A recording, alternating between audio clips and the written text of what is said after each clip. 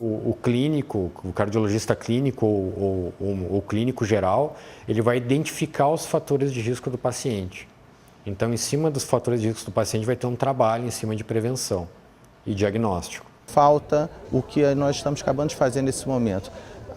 Transmitir ao público leigo, transmitir à população pequenos detalhes, como, por exemplo, se você tem uma dor no peito, você não ficar achando que é uma besteira, que são gases, que não deve ser tratada com algum zelo. Você deve se encaminhar a um hospital, procurar saber com o seu médico o que pode estar acontecendo, não desvalorizar um sintoma. Quais são os 5 fatores maiores de risco, assim, né? Então, o tabagismo, dislipidemia, diabetes, hipertensão, e eu coloco uma história familiar forte de doença cardíaca. Então, aqueles pacientes são de família de doença cardíaca, né? Principalmente jovens. Se o paciente coloca espontaneamente, né? Quando tu vai conversar com ele, minha família morre toda do coração, às vezes tu nem pede. Então, são os pacientes que têm 1 ou 2 fatores de risco, às vezes mais fatores de risco associados. Quanto maior o número de fatores de risco, maior a chance de ter esses problemas, né? Então, é uma abordagem clínica. A atuação básica do médico, qualquer que seja ele, qualquer colega de especialidade, a aferição da pressão arterial é extremamente importante. Os colegas ginecologistas, eles têm uma possibilidade muito grande de ter acesso à saúde feminina, como você falou, desde cedo. Então a gente precisa, na verdade, começar a trabalhar em conjunto, né? A Sociedade de Cardiologia com a Sociedade de Gineco e todas as outras especialidades também, por exemplo, pediatria, né? Herbiatra que vê pacientes adolescentes, porque a hipertensão está, de fato, acometendo cada vez mais indivíduos jovens. Então, tanto adolescentes quanto mulheres em faixa etária jovem começam a ser hipertensos. Então, essa falta de diagnóstico, a gente não pode tolerar mais, porque existe a possibilidade do colega, tanto pediatra, quanto ebiatra, quanto ginecologista, fazer esse diagnóstico, que é muito simples, é simplesmente aferindo a pressão. Todo médico, independente da especialidade, devia medir a pressão do paciente, independente da especialidade, independente da queixa dele, independente do que ele vai fazer. Então, a pressão é um fator de risco muito importante, boa parte das vezes é assintomático, a pessoa não sente nada, mas isso pode trazer consequências super importantes, como AVC, infarto. Então, medir a pressão, principalmente naqueles que têm história familiar de pressão alta, é fundamental e não deve se deixar de medir, mesmo sem sentir nada. O que a pessoa pode fazer é tentar identificar se tem algum fator de risco, e seriam eles a genética, seria a hipertensão, o diabetes, o colesterol alto, o sedentarismo, o estresse. E se você começa a identificar fatores como esse, você tem que buscar a prevenção, que é o mais importante. Aí é você lutar contra o sobrepeso, você cortar o cigarro no caso de quem fuma, você tratar o diabetes, e aí a meta de glicemia, a glicose ficar boa. Não adianta, eu sou diabético, tomo remédio. Ok, mas o que importa é a sua glicose estar controlada? Eu sou hipertenso, tomo remédio, mas a minha pressão está controlada? Se você não controla esses fatores, você certamente vai contar com a doença obstrutiva em algum momento da sua vida. Prevenir pressão é ter uma alimentação adequada, com pouco sal, ter atividade física regular, manter o seu peso adequadamente e medir a pressão. Você pode regular a pressão de qualquer pessoa tomando o remédio adequado, não importa se ela é obesa ou não é obesa. Mas se ela é obesa e ela fizer atividade física e ela diminuir o seu peso corporal, há uma tendência da pressão também diminuir. Há uma relação direta entre o peso corporal e a pressão. Mais peso, provavelmente mais pressão. Diminuindo o peso, provavelmente diminui a pressão. Na faixa etária acima de 50 anos, a doença cardiovascular, que aí entra infarto, insuficiência cardíaca, derrame, né, que é o acidente vascular cerebral, é a mesma na mulher e no homem. E a mulher acha que vai morrer de câncer de mama e câncer de útero. Não, ela vai morrer de uma doença cardiovascular. Isso precisa ser mais divulgado, isso precisa ser ensinado mais para as mulheres. A mulher, de um tempo para cá, de uns anos para cá, ela passa a assumir vários compromissos, tanto na área profissional, mantendo os compromissos domésticos que normalmente ela já tinha. E inclusive passou a fazer parte desse grupo de pessoas que fumam, né? Passou a fazer parte de uma de um trabalho mais competitivo, ou seja, entrou no esquema de um profissional que sai de manhã e volta de noite. Com isso, ela passa a ter também um quadro de doença coronariana, que é o que mais chama atenção nessas mulheres obesas, sedentárias, fumantes, estressadas. E hoje se paga um preço alto por conta disso. E a mulher na menopausa, quando ela envelhece mais e perde a proteção hormonal, vamos dizer assim, ela tem mais possibilidade de ter doenças coronarianas associadas à hipertensão, à dislipidemia, à diabetes, do que o próprio homem. Quando a doença atinge a mulher, atinge uma gravidade muito grande, porque perde-se a parte hormonal, o estresse é muito grande. Talvez a mulher não se preparou com o devido tempo para isso acontecer. Infelizmente, nós temos esse cenário do sexo feminino realmente fazendo parte desse grupo de doenças cardíacas. Então, a mulher, até antes dela entrar na menopausa, ela tem uma quantidade grande de hormônio, que é o estrogênio, que para a mulher tem uma proteção cardiovascular boa. A partir da hora que ela deixa de produzir esse hormônio, que é na época da menopausa, ela diminui essa proteção cardiovascular. Mas, infelizmente, o estilo de vida da mulher, mesmo em idade fértil, se é uma mulher que não faz atividade física, está obesa, é diabética, fuma, ingere quantidade grande de álcool, esse efeito protetor do estrógeno perde. Ele não é tão miraculoso dessa forma. Então, a qualidade de vida ganha de um recurso natural de proteção. Quando a mulher passa para a menopausa, isso é ainda mais evidente, porque se perde essa proteção.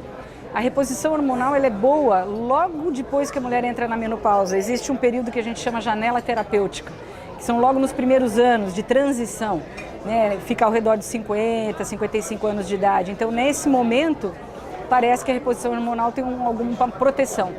Passou disso, a proteção cardiovascular é muito pequena. Todo esporte que você vai fazer, que você tenha grande esforço físico, né? E você deve ter uma avaliação um pouquinho diferenciada. Quando você vai fazer uma caminhada pela manhã, um exame simples, um eletrocardiograma, uma conversa já é suficiente. A partir do momento que você vai entrar com alta performance, que é o termo utilizado cada vez mais, atletas de alta performance têm que ter uma avaliação não apenas de história, mas também anatômica. A anatômica que nós dizemos é uma avaliação pelo menos de um exame de ecocardiograma e dependendo de história familiar, dependendo do que nós encontrarmos nesse exame de ecocardiograma e aliado também um exame funcional como a ergometria ou a ergospirometria, prosseguir a investigação. Muitos deles têm dano estrutural do músculo cardíaco, alguns têm alteração no eletrocardiograma, que pode sugerir uma doença de condução elétrica. Então, quer dizer, a avaliação melhor vista, eu diria, não melhor vista não, mas talvez melhor feita com alguns exames complementares, seja importante para excluir doenças subjacentes que não tenham sido vistas numa simples conversa com a pessoa. Tá? Então, quer dizer, podemos fazer, sim, uma avaliação. Óbvio que 100% não existe, mas muitas dessas mortes súbitas poderiam ser prevenidas se tivesse uma investigação melhor realizada antes desse atleta ser liberado para a atividade. A arritmia que acontece no paciente que não é atleta, no paciente que tem um estilo de vida normal, até sedentário, são arritmias, desde arritmias benignas, que podem não causar grandes alterações no estilo de vida do paciente, mas podem incomodar bastante.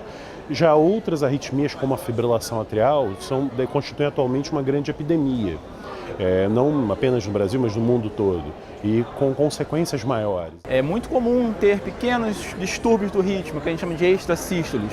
São arritmias extremamente benignas, que trazem para a gente uma sensação de um descompasso súbito e passageiro do coração. Qualquer coisa além disso, que traga uma palpitação mais importante, um desconforto no peito, uma sensação de coração muito acelerado por um tempo maior, aí sim é um sinal de alerta e requer uma investigação cardiológica adequada. É importante a gente saber que uma arritmia vai desde uma alteração que não incomoda e não traz risco, até uma alteração que incomoda muito e traz muito risco. Mas eu tenho todo tipo de combinação. O diagnóstico começa com uma consulta num cardiologista ou num generalista, onde um eletrocardiograma pode revelar uma alteração constante ou permanente. Outros exames podem flagrar alterações não tão permanentes assim, intermitentes. Monitorizações mais prolongadas permitem a gente diagnosticar eventos muito esporádicos ou até mesmo raros. E hoje a gente tem recursos de monitorizações implantáveis, que permitem a gente acompanhar um paciente até por 3 anos e fazer a detecção de uma arritmia. Muitas das vezes nós temos uma arritmia cardíaca, né? A fibrilação atrial está muito ligada à causa cardioembólica do AVC, né? Que se, por conta daquela arritmia, há a formação de um coágulo, certo? Que se desprende e vai parar no vaso cerebral, provocando uma embolia, tá, naquela localização cerebral. Tá? Esse êmbolo se desprende do coração, então, tá, e fica preso no vaso cerebral, provocando a morte, a isquemia e consequentemente, a necrose, a morte daquele tecido cerebral, provocando o AVC e as suas manifestações. Né? A arritmia mais comum na nossa população, de uma forma sustentada, é a fibrilação atrial. Na fibrilação atrial, a gente se preocupa principalmente com o risco de um acidente vascular cerebral, o derrame cerebral, o AVC. E a nossa preocupação recai porque essa é uma arritmia que se associa ao risco de formação de coágulo de sangue dentro do coração e a embolização, que seria a progressão dele para uma artéria cerebral e, consequentemente, um AVC. Como é que a gente suspeita que pode ter uma arritmia? Uma palpitação, um distúrbio da batida, uma tonteira, um cansaço inexplicado, uma sensação de sonolência ao longo do dia, ou o coração subitamente disparando. Em caso de dúvida, você sempre tem que consultar o seu médico, o seu cardiologista e chegar ao diagnóstico, para você poder receber o melhor tratamento e não ficar com o risco de uma intercorrência mais grave. A gente tem marca-passos que basicamente são para restabelecer o batimento do coração em pessoas que têm um coração que batem muito devagar, por uma questão de um bloqueio da condução elétrica do coração. E existem marca-passos mais avançados para prevenir uma morte súbita, em caso de arritmias graves, que são os desfibriladores implantáveis. Então, basicamente, a gente separa o marca-passo para ajudar na condução do coração e naqueles para reverter as arritmias graves e evitar um risco de morte por arritmia. Bem, especialmente na minha área, que é arritmias cardíacas, né, o paciente geralmente manifesta palpitação, que é a sensação do batimento rápido no coração. Quando esse batimento rápido acontece de forma súbita, fica claro que existe algum problema no coração, um problema a ser corrigido. Muitas vezes é um problema de origem benigna, entretanto, cabe a avaliação de um especialista para definir se trata de um problema benigno ou, ocasionalmente, um problema maligno pode se instalar. A arritmia pode ser tão simples e sem o menor risco que apenas uma conversa e tranquilizar o paciente dizendo que ele não tem nada grave e é um sintoma pouco expressivo, a gente pode não precisar fazer nada. Às vezes a mudança de um hábito de vida, um paciente sedentário que precisa melhorar a sua performance e fazer uma atividade física. Outras arritmias, no entanto, precisam ser tratadas, e tratar às vezes significa prevenir AVCs, como na fibrilação atrial, e eu tenho que tomar um remédio para afinar o sangue, se estiver indicado. Outras vezes, tratar a arritmia propriamente dito, tomar remédios para controlá-las.